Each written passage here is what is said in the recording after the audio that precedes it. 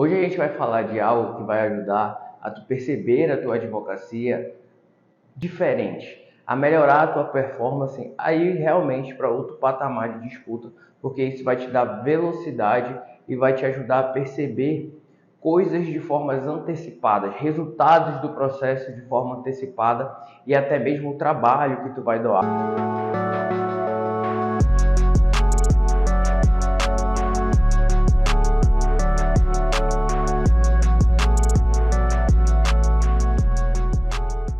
E isso é algo muito importante para a advocacia, porque metrificar, a gente já falou isso aqui em outros vídeos, mas metrificar um serviço é muito mais complexo do que metrificar um produto, né? A gente até usou o exemplo aqui do lápis. A gente falou, esse lápis a gente sabe quanto custou para construir ele, quanto foi de tinta, quanto foi para construir ele num todo, mas e no final, obviamente, a gente só vai cobrar aquilo que esteja acima do quanto a gente teve de custo.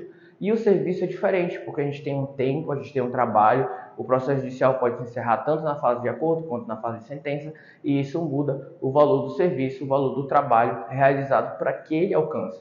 Então, é mais difícil a gente identificar, metrificar o valor de um processo, mas isso aqui vai te ajudar demais a identificar isso de forma mais rápida, a entender o processo como um todo de forma mais rápida, porque tu não vai mais tratar de coisas, de demandas e discussões de forma leviana, né, de forma amadora e de forma apenas didática material, de direito material. E isso é muito comum na vida de vocês, porque vocês foram instruídos dessa forma na academia, mas aquilo fazia sentido durante a faculdade.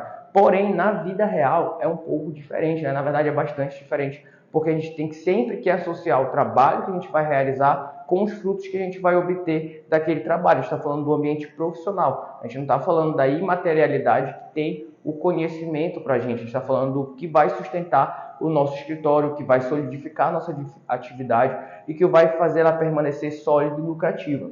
E isso é muito diferente, é algo que agregou muito na minha capacidade, que foi o que eu levei até para os meus sócios.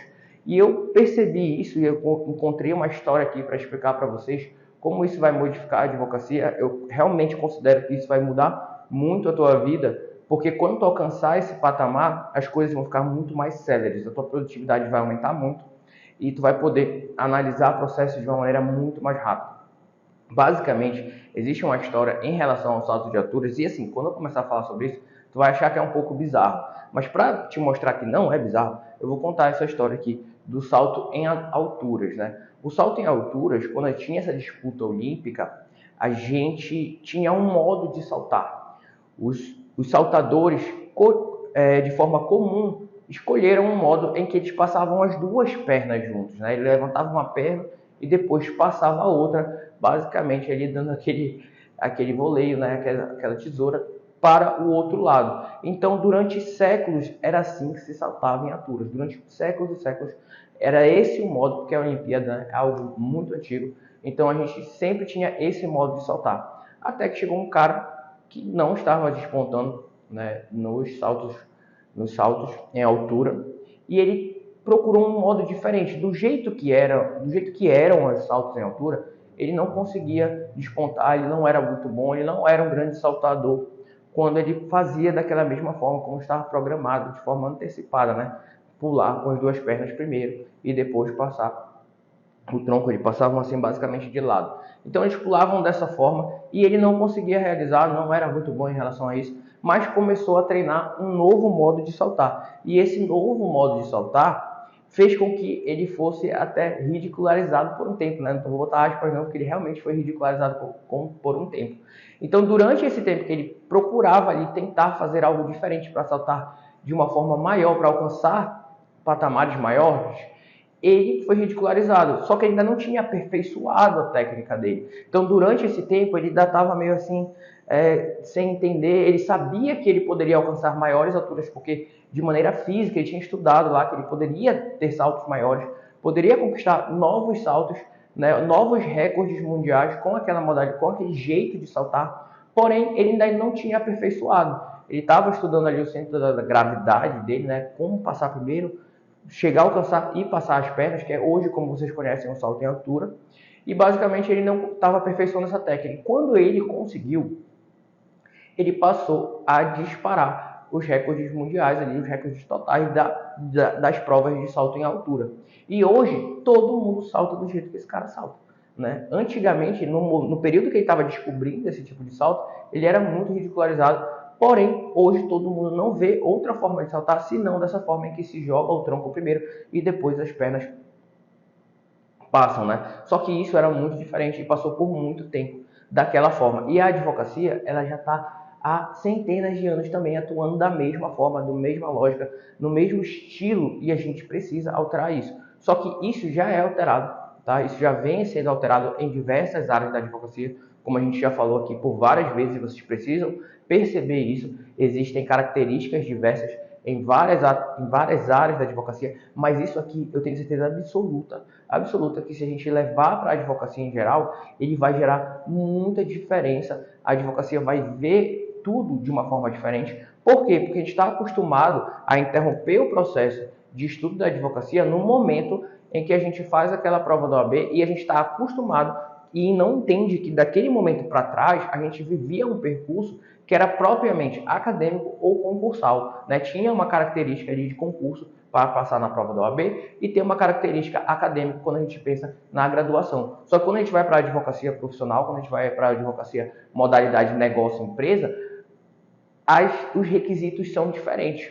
E a gente traz esses requisitos anteriores, esse hábito que a gente tem de discutir o processo judicial com a leitura hermenêutica, com aquele direito material, embasando e discutindo matérias que às vezes não têm sentido na vida prática. Por quê? Porque ela não vai trazer o fruto que vai pagar aquele processo e a gente vai assumir um custo, tanto você quanto o seu próprio cliente vai assumir um custo, seja de participar do processo, né, de ter aquela tensão. Aquele fruto que ele vai ganhar não vai devolver a tensão de viver um processo judicial para ele. Então ele vai sair com uma experiência judicial ruim. Quando melhorar o trâmite processual, talvez aquele processo torne-se válido. Mas hoje a gente tem que fazer essa análise do dia de hoje e isso é muito importante. Então, basicamente, o que a gente vai fazer hoje é dar uma nova perspectiva para vocês, que ela basicamente é levada para todos os nossos alunos. A gente faz isso no escritório, tá? Porque é algo que muda a perspectiva, te mostra, fala, olha, essa discussão, várias instruções que eu dou bem a partir dessa leitura, desse novo jeito de saltar, desse novo jeito de perceber o processo judicial. E ele tem que ser percebido dessa forma. A gente tem até leis que falam disso, sobre causas, né, que não têm relevância jurídica, não deveriam estar no judiciário, mas essa análise é muito ainda empobrecida quando a gente vai ver que o advogado está preocupado com a demanda judicial, está preocupado com aquela matéria judicial e tem que se preocupar, mas ela não pode se desassociar da relevância em frutos que ela pode trazer. E essa questão, vocês acham que vou falar aqui que vocês acham que é difícil, porém, não é, né? A gente vai aprender a ler de trás para frente e não, a gente fala, mas eu já leio de trás para frente, né? Porque culturalmente a gente lê numa sequência, né, ali do início até o fim. A gente vai começar a ler lá do final, né? Acho que é de trás para frente. Como se fosse ler a palavra assim. Só que de trás para frente, acho que é assim mesmo, de trás para frente. Acho que é de frente para trás. Acho que está errado aqui a frase, tá? Mas vocês entenderam o conceito. A grande questão é, a gente vai dar um novo jeito de leitura para vocês, porque o jeito que a gente tem de leitura, e vocês têm essa capacidade de ler dessa forma, tá? Isso vai ser bem tranquilo para vocês, vocês vão passar a entender, e vocês vão perceber que vai acelerar muito o processo de vocês. A gente tem uma cultura de ler dessa ordem. Começa aqui no início e vai até lá no final. Só que não é assim. A gente tem, por exemplo, eu dei um exemplo aqui do mangá, né? Quando eu era criança, tinha o mangá. E o mangá, a gente lia... Mangá, acho que é assim, tá? O mangá, a gente lia lá de trás para frente, né? A gente ia lá no final e começava a ler. Ou de frente para trás. Essa aqui é a questão. A gente vai aprender a ler das duas formas. E a forma mais rápida vai ser essa que a gente vai pegar o final e vai ler em retrospectiva. Agora pronto, achei a palavra. Em retrospectiva fica mais fácil. Tem até uma frase do Elon Musk que ele é, pelo menos dita que é dele, né? Que se diz que em retrospectiva tudo fica óbvio. Então quando tu aprende, e existem vários livros que falam sobre isso, o Sem Esforço é um livro que eu estava lendo que fala também sobre isso, sobre tu conseguir enxergar a etapa final e como é o projeto pronto. Porque quando tu enxerga o projeto pronto, fica mais fácil de caminhar até ele, entendeu? Então a grande questão, o mangá, ele tinha essa cultura. E o processo judicial, gente, ele também, eu não sei se vocês viveram essa experiência, né? Porque, enfim, tem pessoas aqui que têm experiência com advocacia, estão entrando agora, e tem pessoas que já têm muitos anos de experiência. E antigamente a gente ia lá para o fórum e sempre chegava para ler o processo e lia da última página para trás. A gente não abria o processo na fase inicial. A gente ia lá na última página para ver qual era o movimento, porque aquele movimento ele dizia alguma coisa para a gente. Por exemplo, se eu falar para vocês, olha, tem uma sentença nesse processo, a fase que a gente está na sentença. Se tu olhar em retrospectiva, eu não preciso nem olhar o processo. Eu já sei, se eu conheço o processo judicial, e vocês conhecem os processos judiciais, quais são as etapas, vocês vão saber que já passou por um processo de acordo, já passou por uma audiência de instrução, vocês vão saber se isso foi dispensado ou não, vocês já sabem, se foi dispensada a instrução, é porque não tinha prova oral, vocês já vão ter noção que houve uma inicial, que houve uma contestação, e se não houve uma contestação é porque teve uma revelia, e quando tu lê a sentença, ela vai falar de condenações, vai fazer referências, que tu vai conseguir, em retrospectiva, alcançar todo o processo. Só que quando tu lê uma sentença, ou quando tu lê um acordo, quando tu lê uma etapa judicial, estamos na fase de execução, tu já consegue fazer essa retrospectiva e acelerar se tu fosse ler da fase inicial até a final. Imagina se tu fosse ler, tá, tem a RT aqui. Aí agora tem a contestação. Aí agora, até chegar à fase final. Não, a gente chegava no processo físico e sempre ia para a última folha ali para entender, na etapa que eu estava, identificar quais as etapas relevantes que eu vou olhar para trás. Então, essa experiência de leitura judicial, a gente também ia lá do final para trás, em retrospectiva. E é isso que eu espero de vocês a partir de agora. É essa meta que vocês vão começar a construir na advocacia de vocês. Porém, isso, na verdade, não era o final do processo. Por quê? O final do processo, todo final de qualquer processo, de qualquer área, ele vai se deduzir e ele pode se expressar, mesmo que seja uma obrigação de fazer, tá? Ele pode ser convertido em um pagamento, para que aquela obrigação de fazer se cumpra por terceiro, por exemplo, se a parte se eximir de cumprir. Então, ela fica responsável ali por responder pelas custas que o terceiro cumprirá aquele ato. Tá? Então, é muito difícil. E as ações intangíveis, até o dano moral, a gente tem que arbitrar, que é algo intrínseco, que é algo da psique, né? Que a gente atinge o íntimo da pessoa, a gente tem que transportar para um valor arbitrado em dinheiro, em frutos, tá? Então, alcançar essa meta, essa que é a grande questão. Quando a gente gera um valor, por exemplo, dano moral 5 mil, né? Dano moral 10 mil. Quando eu enxergo esse valor, aí sim eu cheguei no final do processo. Quando eu estou falando da sentença ou da fase executória, que seja qualquer parte processual que vocês achavam que era o final do processo, não é o final do processo. O final do processo é o número, é o valor, é o retorno em frutos que a gente vai poder obter. Então, o que vocês têm que aprender a ler, para realmente ler de trás para frente, frente para trás, ler em retrospectiva e se aproveitar dessa velocidade que a leitura em retrospectiva dá para a gente, e não só isso, da avaliação diferente que vocês vão fazer ao obter um cliente, porque ao obter um cliente, sabendo do resultado em números, tendo essa perspectiva, tendo essa mensuração em números do que eu estou buscando, eu não vou adotar a inclusão de uma ação, né? A gente tem uma análise quase ali com bolsa de valores, a gente deixa entrar uma ação quando ela pode gerar frutos aqui na frente, e dependendo se eu quero dos riscos que ela tem de me trazer aquele frutos ou não, se eu vou assumir. Porque a gente vai assumir risco se realmente aqueles frutos forem realmente relevantes, senão não vale a pena assumir o risco. E também, se eu não vou assumir risco, se eu vou pegar uma ação com um mínimo de risco, ela tem que me trazer um resultado frutífero ali na frente de forma mais sólida. Então, essa análise é muito necessária, tá? Só que esse processo judicial, como vocês estavam acostumados a ler, né, como vocês aprenderam a ler, seja por experiência, seja por aluno acadêmico, ou então está sabendo agora, se está sabendo agora, é até bom, porque muitos dos alunos inexperientes, como eu disse para vocês, a gente está entregando aqui algumas receitas para vocês. E aí, quando tu tem a inexperiência na tua bagagem, tu deixa de cumprir alguns vícios e segue a receita passivo por passivo, e aí dá muito certo, chega até mais rápido, né? E o que acontece? Essa leitura que vocês têm como cultura, tá? Ela é do meio para trás.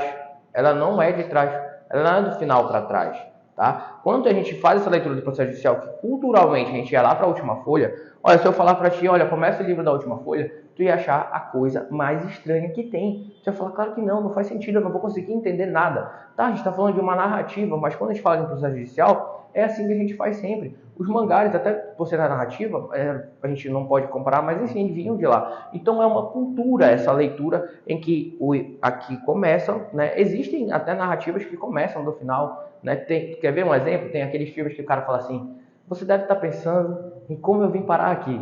Isso é uma narrativa que diverge dessa leitura cultural em que começa do Era uma Vez, entendeu? Então, isso é uma forma, vocês têm completa capacidade de fazer essa leitura de frente para trás e trás para frente. Vocês só precisam ser instruídos para poder entender como é que eu vou fazer isso que ele está falando, e isso vai fazer vocês saltarem, vai fazer vocês operarem a advocacia de uma forma diferente. Fica aí que isso é muito importante. E a primeira vez que eu tive contato com isso, gente, não foi fácil. Até porque a pessoa não tinha me explicado esse contexto e, assim, eu não entendia nada do que eu estava falando, para falar a verdade.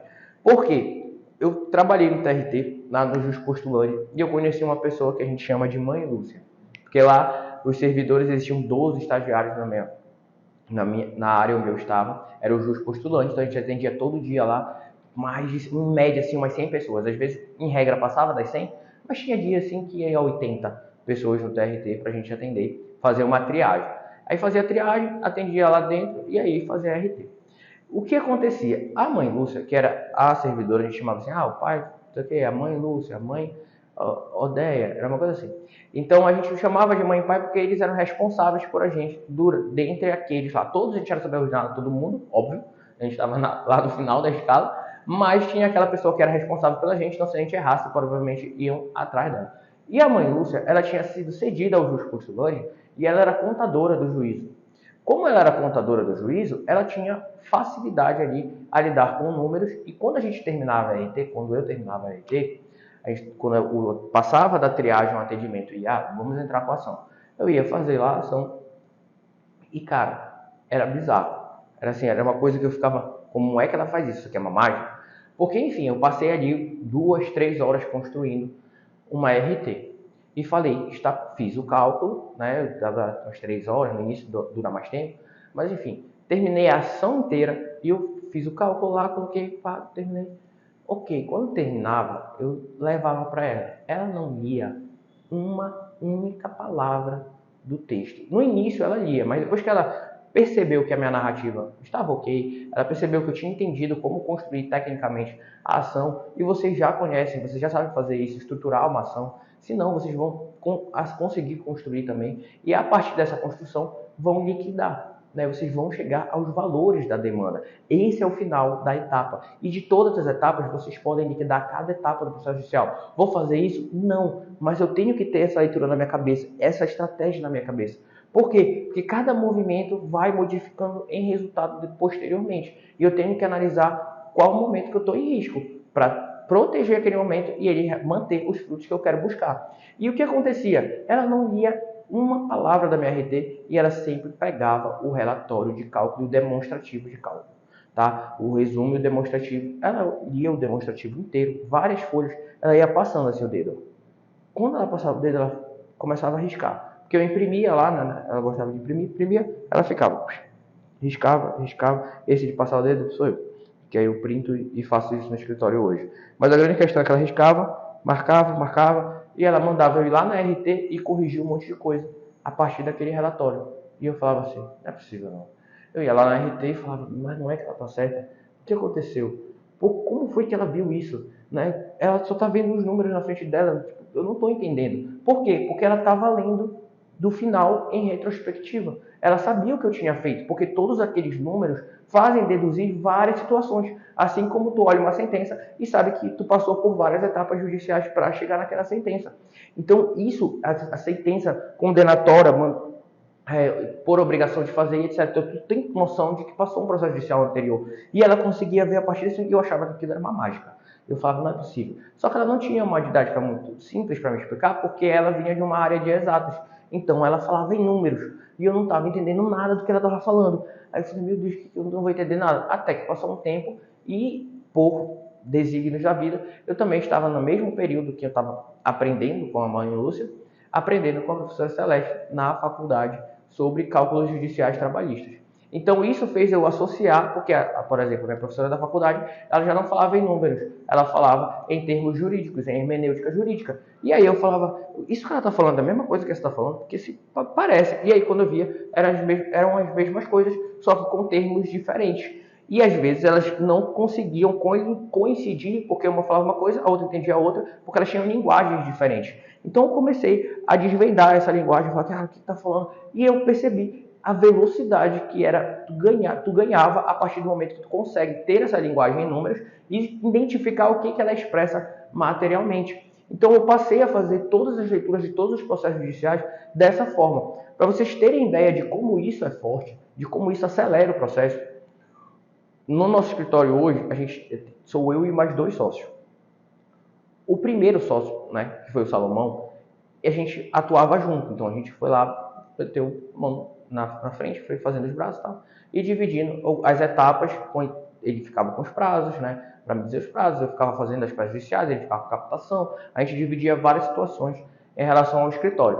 Porém, quando a gente conversava, eu sempre conversava com ele, ficava traduzindo constantemente os números do processo. Eu falava, olha, esse tipo de demanda gera isso, esse tipo de demanda vai gerar isso, essa quantidade de tempo gera isso, esse tipo de valor gera isso. Porque, por exemplo, a gente teve uma aluna recentemente que ela me fez uma afirmação no direct lá do Instagram, e aí, felizmente, a gente foi contratado. Olha que coincidência, né? Ela me fez uma pergunta, só que eu respondi o que ela estava falando com outros termos, só que existia uma pergunta implícita, que ela não me fez. Ela falou a seguinte frase para mim.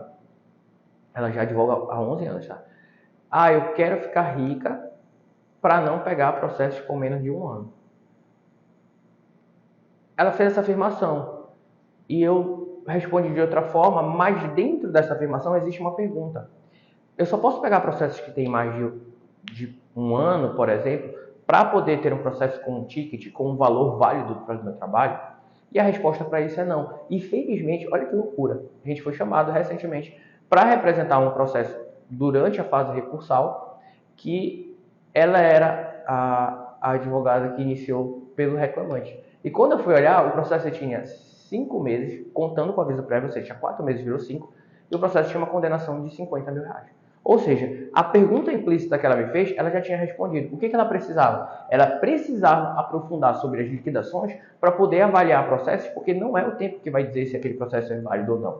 São os pedidos por exemplo, valores salariais fazem mudar o valor do processo, mesmo que tenha um encurtamento do período laboral. Então, o valor, quando tu enxerga o resultado que aquele processo pode te dar com os requisitos que tu consegue observar dele, tu não precisa de tempo, tu ganha uma solidez e tu ganha uma velocidade, porque aí tu não fica atuando no arbitramento, tu sabe o que vai acontecer no final. Se tu vencer aquela demanda, tu sabe o que vai acontecer se tiver aquela prova e o que aquela prova vai resultar em valor. E aí tu passa a te engajar e pode levar isso para o teu cliente, falar sobre os frutos que ele vai alcançar com a tua representação. Isso muda o impacto. Tem alunos nossos que falam assim, eu já consigo fazer o cálculo na hora. Tu acha que eu sempre faço o cálculo na hora para o cliente, para ele ver, nem que seja um esboço para ele ter uma noção? Eu falei, não. Como? Mas eu tenho essa habilidade hoje. Eu sei ler de frente para trás, de trás para frente. Eu sei o resultado que vai dar. Tu acha que não tem impacto? Tem impacto muito grande. Mas isso tu só vai fazer se for necessário para fechar a contratação. Se não for necessário para fechar a contratação, tu não vai fazer. Então, para que essa habilidade? Para acelerar o teu processo de análise. Para acelerar o teu processo de eu quero captar esse cliente, esse é o meu cliente qualificado, esse é o cliente que eu quero. E para entender que aquele processo realmente vai me gerar frutos, e em quanto tempo, e tu gerar uma expectativa de caixa para o teu escritório de maneira mais sólida. Então isso vai dar uma velocidade muito rápida, e eu começo a falar muito rápido de novo, quando eu fico empolgado, calma, bora a gente virar. Mas essa que é a grande questão, vocês vão ganhar uma velocidade que eu não posso nem metrificar, porque as coisas, a discussão fica diferente. E hoje em dia, o outro sócio que hoje tem mais responsabilidade em trabalho dentro do escritório, ele também domina isso de uma maneira absurda. Tanto que os advogados, eles não perguntam para mim, eles perguntam para ele materialmente as dúvidas que didaticamente ele vai direcionar. Só que quando ele fala comigo, a gente já não fala em direito material. Por quê? Porque eu já conheço a narrativa dele, eu já sei que ele vai saber instruir os advogados, e quando eu acho que houve alguma dúvida, eu consigo perceber a partir dos números e olhar lá o processo pontualmente, igual a mãe Lúcia fazia comigo lá no TRT. Ela riscava toda a minha planilha de cálculo e ela sabia e direcionada, ela ia diretamente na demanda para falar de um objeto, de um ponto que modificaria o resultado do processo se eu não tivesse solidificado. Exemplo, se eu tenho um pedido muito forte, muito grande, que ele custa 500 mil reais, 400 mil, 200 mil reais, 100 mil reais, 50 mil reais em um pedido, ora, eu vou olhar para esse pedido lá na matéria para ver se consolidou todos os requisitos. Mas eu vou ver se está adequado ao que realmente está calculado ali. Então, quando tu entende esse cálculo da tua demanda, e tu pode levar isso para todas as demandas. Tu pode falar, direito do trabalho tem esses cálculos, eu tenho que entender, tu é obrigado. Não porque é um requisito processual, mas porque senão tu vai estar trabalhando com aleatoriedade, com arbitramento, de forma profissional, de maneira não sólida. Então tu precisa solidificar tua atividade. E todas as outras áreas, algumas têm algumas facilidades. Exemplo, ele vai lá e cobra um contrato de honorários contratual, ele sabe quanto ele vai trabalhar, vou trabalhar 1 ano nesse processo, 2 anos, então eu vou cobrar um valor X, por exemplo, que vai se metrificar em meses, né? Tem gente que trabalha com ação de massa, por exemplo.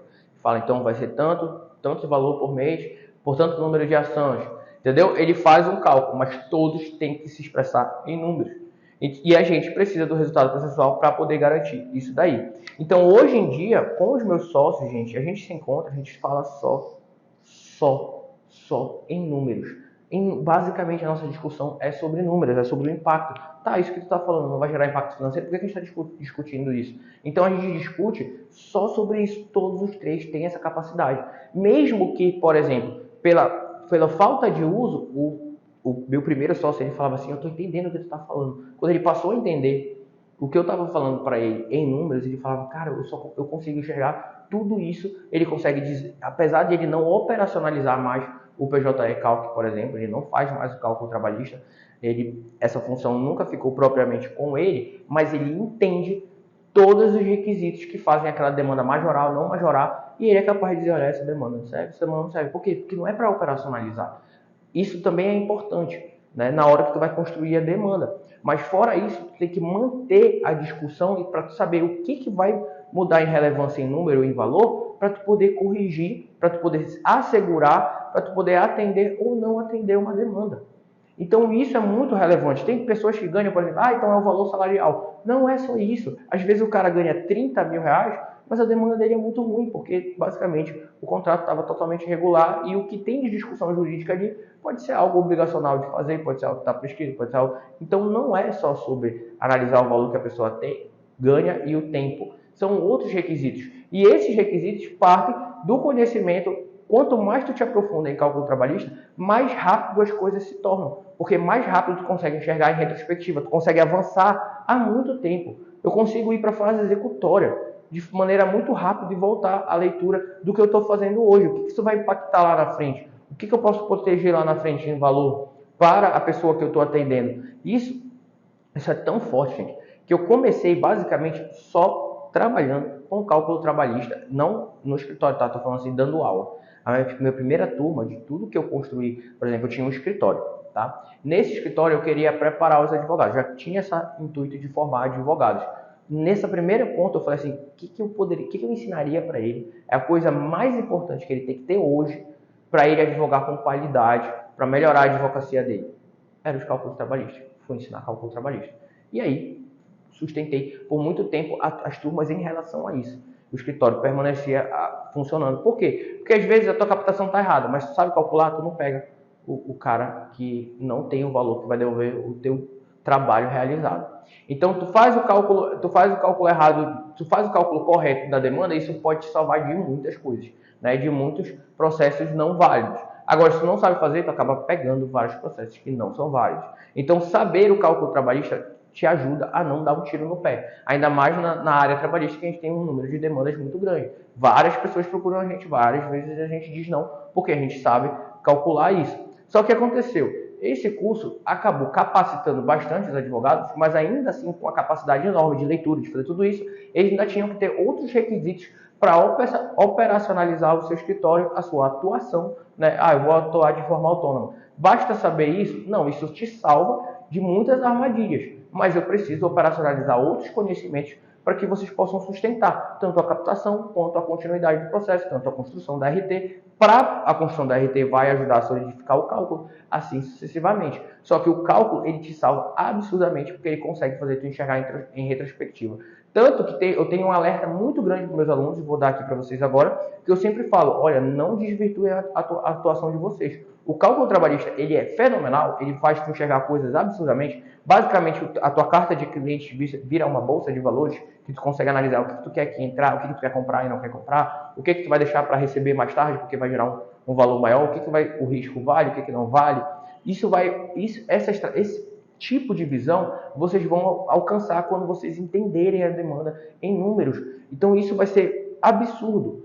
Porém, né, quando a gente tem esse domínio aqui dessa questão, aí vem outra coisa que pode atrapalhar vocês, escorregar e levar vocês para o jogo de fora. Por quê? O que sustenta o escritório é a ação. O que sustenta o escritório é vencer ações trabalhistas.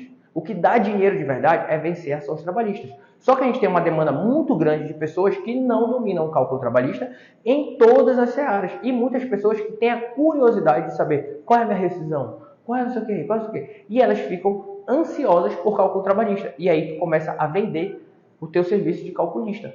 Não faça isso. Isso não dá dinheiro, não sustenta. Isso só dá dinheiro num patamar em que tu precisa de muito trabalho, muito marketing, e que não é, por exemplo, se fosse, ia ser muito lindo, ia ser muito fácil para mim. Eu ia pegar, montar esse curso de cálculo trabalhista que eu já tenho pronto, ia falar, olha, vai lá e faz cálculo trabalhista e acabou. Isso para mim é injusto. Eu não entrego isso só para vocês, só se tu tiver, né, só se vocês estiverem aí já bem estruturados, bem organizados para dizer, olha, só falta isso para mim. Aí a gente tá pensando aí, a gente abre uma parcela, né, de um curso aí que está perpétuo, ou seja, que vocês podem comprar sempre, tu pode ir lá, entrar, linkar, comprar. Então, esse curso, ele te dá ali o autodidativo para as principais verbas do direito do trabalho. Porém, se eu não advogo, se eu não tenho experiência, ele vai ser suficiente para mim? Não, mas ele vai te salvar de muita armadilha? Muita. E já vai te ajudar a ler de frente para trás, de trás para frente, em retrospectiva? Já vai ajudar pra caramba. Esse curso é sensacional. Só que eu queria capacitar os advogados de forma integral. Eu queria dar oportunidade para eles de entender o todo e o que eles têm que instrumentalizar. E esse curso, né, que a gente tinha, a gente acrescentou muito mais e colocou ele dentro do estágio trabalhista em um módulo. Então, tipo assim, é um dos módulos mais fenomenais. Por exemplo, o módulo de marketing, que é sensacional, ele vem depois do módulo de cálculo trabalhista. Porque se a gente tem medo de fazer vocês captarem muito cliente e aí acabarem enchendo a carta de clientes de vocês com demandas não rentáveis. Então, faz um marketing pesado. Tem um marketing anterior antes disso? Tem. Não muito pesado, porque se eu faço um marketing não muito pesado, eu já tenho umas demandas rápidas ali que eu vou utilizar, vou colher frutos. Mas o marketing pesadão, a gente deixa para depois desse módulo, porque a gente sabe que o marketing funciona, que quando tu fizer ele pesadão vai vir uma quantidade de clientes pesadona e tu precisa aprender a dizer não, e tu vai aprender a dizer não, vai facilitar esse não quando tu consegue visualizar a demanda em números. Então, lei de trás para frente vai mudar o teu patamar de discussão, vai mudar o teu patamar de instrumentalização, de organização do teu escritório, de tudo na tua advocacia. A produtividade vai ficar absurda e vocês são totalmente capazes de fazer isso. E tem que ser assim, porque tem uma pergunta que eu gosto muito no cálculo trabalhista, que quando a gente faz, tu realmente está integralizado daquela matéria. Porque o direito material, às vezes, ele está faltando conhecer alguma coisa naquele pedido. Só que quando tu faz essa pergunta aqui, ó, quando e como se calcula isso, cara, faz essa pergunta. Eu duvido. Faz essa pergunta. Quando e como se calcula isso? Quando eu devo calcular a periculosidade? Olha, quando a pessoa está exposta a risco de vida. Cara, já deu o fato gerador. E quando ela estava exposta a risco de vida? Durante todo o contrato? Não, durante o período. Então, tu já sabe que quando tu vai cobrar daquele período. Ou de todo o contrato. Então, eu já sei que eu tenho que calcular assim. Como eu tenho que calcular? Pô, tu vai entender a base, tu vai entender a porcentagem, tu vai entender tudo sobre aquela verba. Então, quando tu pergunta quando e como se calcula algo, tu entende tudo sobre aquele pedido. Quando a gente fala, tem muitos de vocês me fazem perguntas que eu não posso responder simplesmente por elas serem incompletas. Só que não existe pergunta idiota, tá, pessoal? Não divulguem esse tipo de coisa. Ah, pergunta idiota, não existe isso. Existe pergunta incompleta, então não consigo responder essa tua pergunta sem mais dados. E eu tenho muita facilidade, por exemplo, a discussão com os nossos alunos, ela passa por um patamar de como eu discuto com meus sócios. Por quê? Porque eles já assistiram a aula e agora eles já sabem perguntar pontualmente aquilo que vai fazer diferença naquele pedido. Só que quando uma pessoa é leiga, ela ainda está iniciando a atividade dela, ou ela não está, eu sei quando vocês não estão integralizados de um assunto, porque vocês fazem a pergunta de maneira genérica e deixam escapar situações que são importantes para o quando aquela verba vai ser calculada ou como aquela verba vai ser calculada. Então, se eu identifico que tu não consegue fazer, só falta o cálculo. Quando as pessoas falam isso, só falta o cálculo, normalmente não é o cálculo, falta algum aprofundamento sobre aquela matéria que ela não identificou, que ela não limitou, que ela não deu o parâmetro. Porque se tu entende como calcula, tu não deixa ausente um parâmetro. Tem pessoas que falam assim, olha, eu quero hora extra, ele trabalhava 8 horas por dia. Percebe? Parece uma pergunta completa, né? Mas não é completa. 8 horas por dia durante quantos dias? Essa é a primeira pergunta que eu vou fazer. Entendeu? Ou seja, eu preciso integralizar mais uma pergunta, mais um requisito. Só que se tu sabe como se calcula algo, tu não vai deixar ausente esse requisito.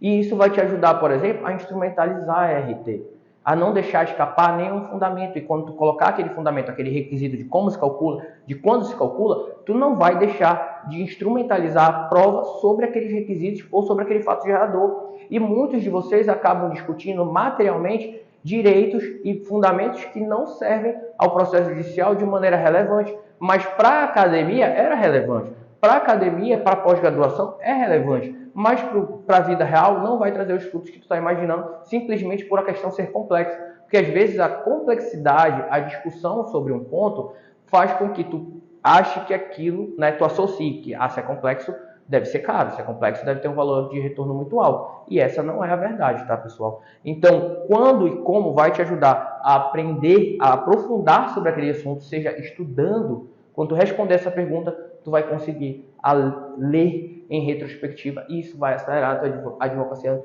num absurdo. Gente, os saltos em altura foram todos quebrados. Por que tu acha que todo mundo salta daquela forma agora? E é assim que tu tem que advogar. Esse é o ponto. Até a próxima aula.